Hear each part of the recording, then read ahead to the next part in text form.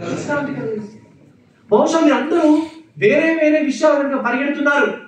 ఓ నాకు డబ్బు కావాలి, డబ్బు నాకు సంతోషం ఇస్తుంది, పేరు ప్రఖ్యాతులు నాకు సంతోషాన్ని ఇస్తాయి, ఆస్తి పాస్తులు నాకు సంతోషాన్ని ఇస్తాయి అని వాటి వెనకాల పరిగెడుతున్నారు కావచ్చు మీరు. కానీ అవేవి కూడా మీకు విశ్రాంతిని ఇవ్వవు, అవేవి కూడా నిజమైన సంతోషాన్ని ఇవ్వవు. అవి ఇంతలో ఉండి అంతలో మాయమైపోతాయి.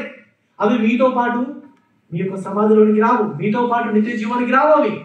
అవేవి కూడా మీకు విశ్రాంతిని ఇవ్వవు.